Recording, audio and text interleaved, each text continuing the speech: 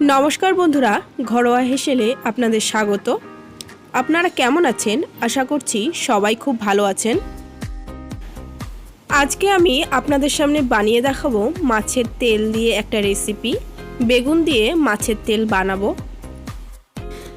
বেগুন দিয়ে মাছের তেলের রেসিপিটি দেখার আগে প্লিজ আমার চ্যানেলটিকে সাবস্ক্রাইব করে দেবেন এবং পাশে থাকা বেল আইকনটিতে ক্লিক করে দেবেন এবং প্রচুর শেয়ার করবেন। লাইক অ্যান্ড কমেন্ট করতে একদমই ভুলবেন না। তাহলে চলুন রেসিপিটি শুরু করা যাক। প্রথমে এখানে আমি কড়াই বসিয়ে দিয়েছি। কড়াইয়ে আমি দিয়ে দিলাম পরিমাণ মতন তেল। আপনারা আপনাদের পরিমাণ মতন তেল দেবেন। দিয়ে দিলাম 1 চামচের মতন লবণ আর 1 চামচ হলুদ গুঁড়ো। এখন আমি লবণ আর হলুদটাকে ভালো করে তেলের সঙ্গে এভাবে মিশিয়ে নিচ্ছি।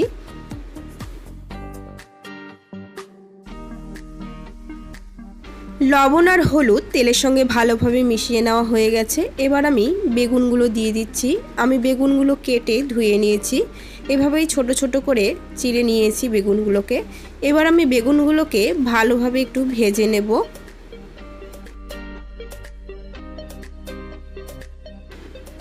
বেগুনগুলোকে ভালোভাবে সেদ্ধ করার জন্য আমি এখানে 5 মিনিটের জন্য লো ফ্লেমে ঢেকে দিচ্ছি। 5 মিনিট হয়ে গেছে। 5 মিনিট পর আমি ঢাকনাটা তুলে নিলাম। দেখুন বেগুন অনেকটাই ভাজা ভাজা হয়ে গেছে। আমি অল্প করেই ভেজে নেব, পরে আবার বেগুনগুলোকে ভেজে নেব।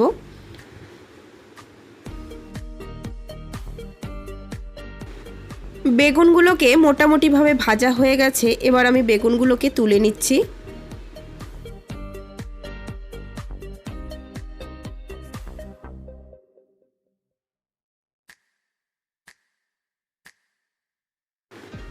সবগুলো বেগুন তুলে নেওয়া হয়ে গেছে। এবার আমি কড়াইয়ে আরেকটু পরিমাণে তেল দিয়ে নিচ্ছি।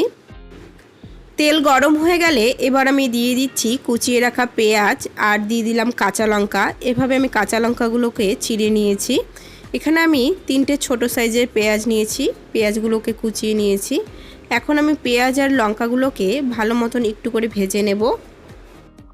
পেঁয়াজগুলো খুব লাল করে ভাজার দরকার নেই, একটু করে ভেজে নিলেই হবে। এখন আমি দিয়ে দিচ্ছি বড় সাইজের একটা টমেটো।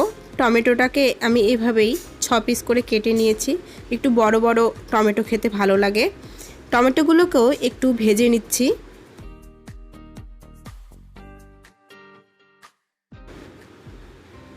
এখন আমি দিয়ে দিচ্ছি লবণ। আপনারা আপনাদের স্বাদ অনুযায়ী লবণ দেবেন। দিয়ে দিলাম 1/2 চামচের মতন হলুদ গুঁড়ো। এবার আমি লবণ আর হলুদটাকে ভালোভাবে মিশিয়ে নিচ্ছি। টমেটো আর পেঁয়াজগুলোকে আমি আর একটু করে ভেজে নেব।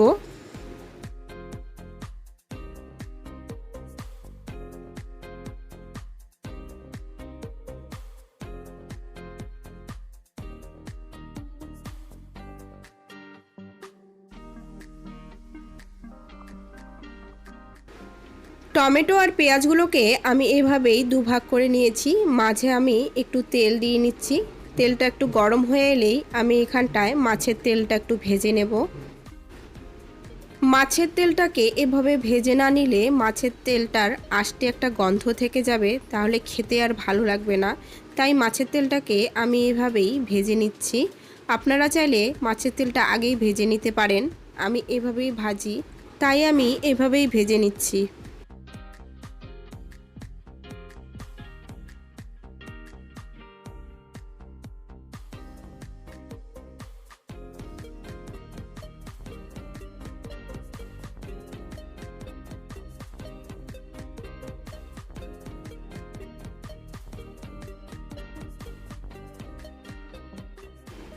মাছের তেলটা এভাবে ভেজে নেওয়ার পর আমি সবগুলোকে একসঙ্গে করে ভেজে নিচ্ছি।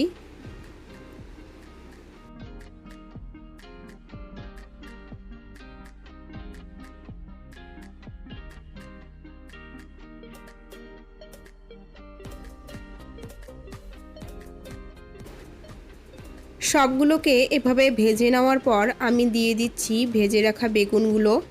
ভেজে রাখা বেগুনগুলো দিয়ে আমি আর একটু ভেজে নিচ্ছি, যাতে বেগুনটা সম্পূর্ণভাবে সেদ্ধ হয়ে যায় এবং খেতে ভালো লাগে।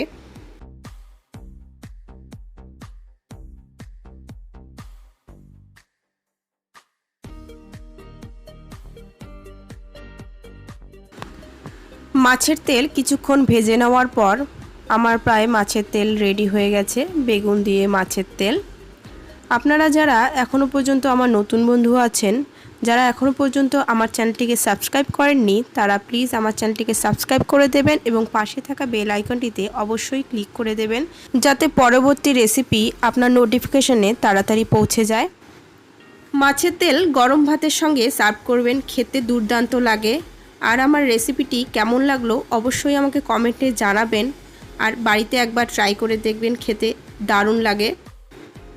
আমার ভিডিওটি দেখার জন্য সকল বন্ধুদের অসংখ্য ধন্যবাদ। ভালো থাকবেন, সুস্থ থাকবেন। আবার আসবো পরবর্তী রান্নার রেসিপি নিয়ে আপনাদের সামনে।